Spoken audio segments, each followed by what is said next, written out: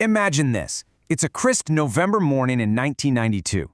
William Henry, the vice president of Crystal Sportswear, is staring down a decision that is going to make or break his company's entire year. He's about to commit millions of dollars to produce next year's line of jackets. But here's the thing, he's flying almost completely blind. And in his mind, this isn't just business, it's a total game of chance. And that's exactly the thought running through William's head. It just perfectly captures the heart of this whole thing. See, fashion isn't just about cool designs and what's on the runway. It's a high-stakes gamble where guessing the future is the name of the game. And today, William is the one at the poker table, about to go all in. So what is the actual problem here? Well, William has to place a huge first production order for the upcoming 1993-1994 season. The catch? He won't get any real sales numbers from the big retailers for another 4 months. If he waits for that data, production gets delayed and he misses the entire season. So the decision has to be made right now, and he is walking a very thin tightrope between two absolute disasters. Yeah, these are the two nightmares that keep every retail manager awake at night. On one side, you've got overstock. You guess wrong, you make way too many of a certain jacket, and by the end of the season, you're practically giving them away. Your profits? Gone. But on the other hand, you have a stock out. This is when a jacket is a smash hit, it flies off the shelves, and you've got no more to sell. You've just left a mountain of cash sitting right there on the table. William's entire job is to somehow avoid both of these. Now, to really get the pressure William is under, you have to understand the company, Crystal Sportswear. It was founded way back in 1947 by his father, Henry Dane. He was an immigrant engineer who built this thing from a tiny sports school into a $32 million business, known for making these really innovative, high-quality ski jackets. And this is where we get to the real tension inside the company itself. You've got Henry, the father, the founder, who ran the business like an artist. I mean, he made huge decisions based on decades of experience and just pure gut instinct. Then you have his son, William. He's the complete opposite. He's a Harvard MBA who believes in data and financial models and spreadsheets. So this decision isn't just about jackets. It's a fundamental clash of philosophies. The old guard's intuition versus the new guard's analytics.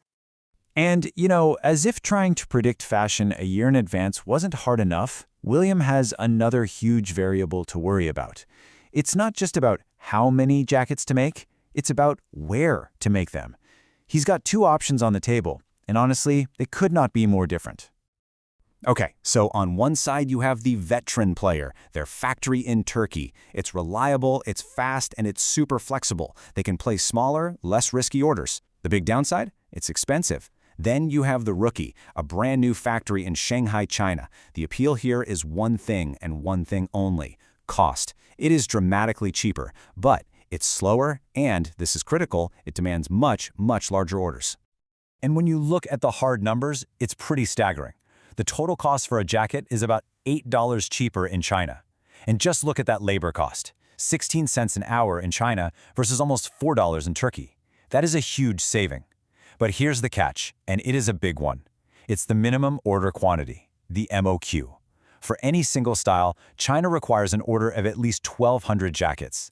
Turkey only needs 600. So choosing China means you are literally doubling down your bet on every single style you produce there. So this brings us right back to the real heart of the problem: uncertainty. I mean, those cost savings in China look amazing on paper, but they only work if you can accurately predict which jackets are going to be a hit. And in the world of fashion, let's be real, that's almost impossible. Just look at this timeline to see how wild this gamble is. The design process for these jackets started way back in February. Today, in November, William has to lock in his first massive production run. But he's not going to see the big orders from retailers until a trade show next March. And by the time the jackets are actually selling like crazy in stores, if they do, it'll be January of 1994. That's more than a year from right now. Right? I mean, think about it. Think about how much trends, colors, and styles can change in a single year. William is basically being asked to read the future, and a multi-million-dollar decision is riding on his prediction. So to make this really concrete, let's just look at one jacket, the Eva. William asked a senior team for their best guesses on sales.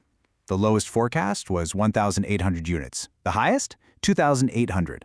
That is a massive 1,000-unit gap. Even his own top experts are completely divided on whether this thing is going to be a dud or a superstar. And here's the kicker. William went back and analyzed their past forecasts against what actually sold. And what he found was chilling.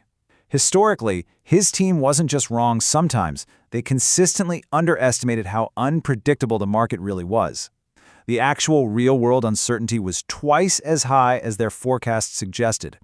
So as divided as his team is right now, the reality is probably going to be twice as chaotic. So now we have all the pieces on the chessboard.